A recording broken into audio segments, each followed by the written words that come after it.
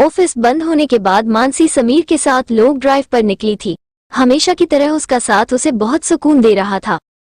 मानसी मन ही मन सोच रही थी, एक ही छत के नीचे सोने के बाद भी रोहित मुझे बेगाना सा लगता है।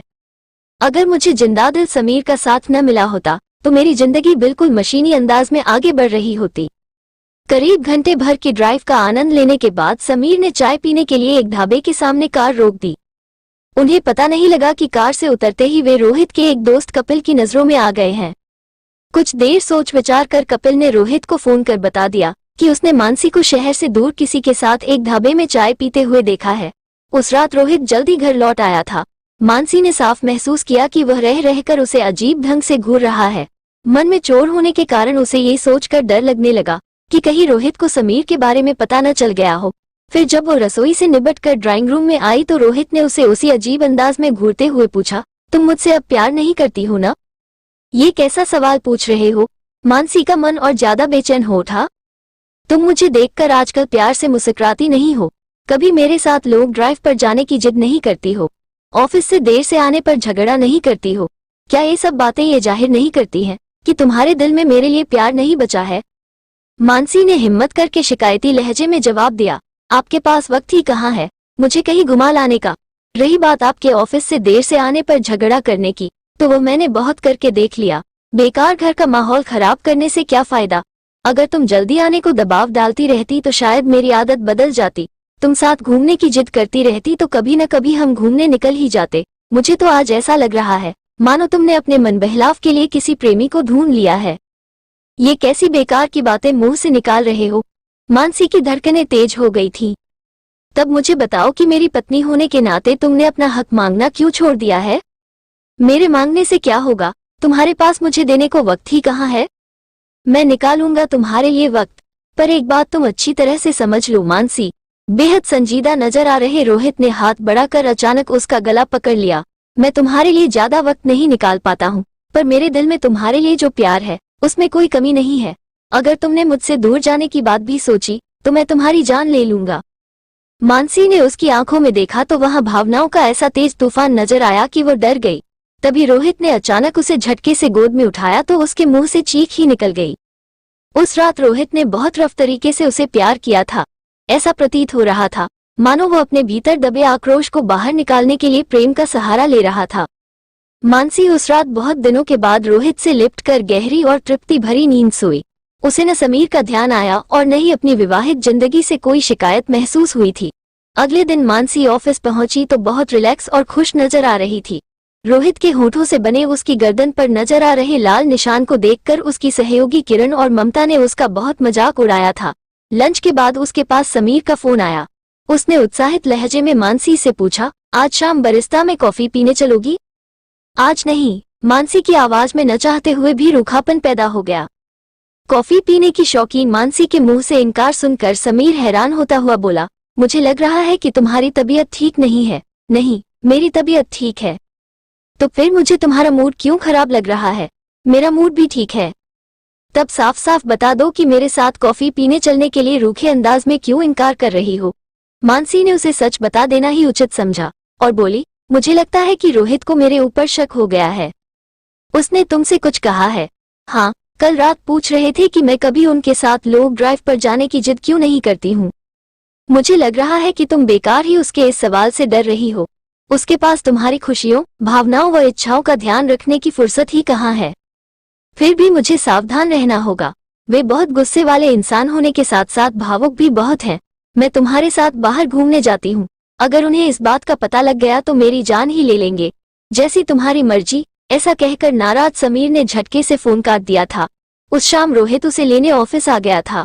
उसकी कार गेट से कुछ दूरी पर खड़ी थी। मानसी यह कल्पना करके कांप गई कि अगर उसने समीर के साथ घूमने जाने को हाँ कर दी होती तो आज गजब हो जाता। रोहित बहुत खुश लग रहा था। दोनों ने पहले कॉफी पी, फिर बाजार में देर तक घूमकर विंडो शॉपिंग की। उसके बाद रोहित ने उसे उसका पसंदीदा साउथ इंडियन खाना खिलाया। घर लौटते हुए कार चला रहे रोहित ने अचानक उससे पूछा, तुम पहले तो इतना कम नहीं बोलती थी, क्या मेरे साथ बात करने को तुम्हारे पास कोई टॉपिक नहीं है? जब भी बोलती हूँ मैं ही बोलती हूँ जनाब, मानसी ने मुस्कुराते हुए जवाब दिया। फिर भी मुझे लगता है कि तुम पहले की तरह मुझसे खुलकर बात नहीं करती हो। इस वक्त मैं बहुत खुश हूँ, इसलिए ये बेकार का टॉपिक शुरू करके मूड मत खराब करो। वैसे कम बोलने की बीमारी आपको है, मुझे नहीं, तो आज मैं बोलूं? बिल्कुल बोलो। मानसी उसे ध्यान से देखने लगी। घर पहुंचकर रोहित ने कार रोकी पर उतरने की कोई जल्दी नहीं दिखाई। वो बहुत भावुक अंदाज में मानसी की आंखों में देखे जा रहा था। फिर उसने संजीदा स्वर में बोलना शुरू किया, मैंने अपने बचपन में बहुत गरीबी देखी थी मानसी। मेरे ऊपर दौलतमंद बनने का जो भूत आज भी सवार रहता है, उसके पीछे बचपन के मेरे वो कड़वे अनुभव हैं, जब ढंग से 2 वक्त की रोटी भी हमें नहीं मिल पाती थी। सच तो ये है कि उन कड़वे अनुभवों के कारण मेरे अंदर हमेशा हीन भावना बनी रहती है। मानसी, तुम बहुत सुंदर हो और तुम्हारा व्यक्तित्व मुझसे ज्यादा आकर्षक है। उस हीन भावना के कारण मेरे मन में न जाने ये भाव कैसे पैदा हो गया कि अगर मैंने तुम्हारे बहुत ज्यादा नाज नखरे उठाए तो तुम मुझ पर हावी हो जाओगी। अपनी इस नासमझी के चलते मैं तुमसे कम बोलता रहा। कल रात मुझे अचानक यह एहसास हुआ कि कहीं मेरी इस नासमझी के कारण तुम मुझसे बहुत दूर चली गई तो मैं बिखर कर पूरी तरह से टूट जाऊंगा। तुम मुझसे कभी दूर न जाना मानसी। मैं कभी आपसे दूर नहीं जाऊंगी, कहकर मानसी उसके हाथ को बार बार चूम कर रोने लगी तो रोहित की पलकें भी भीग उठी।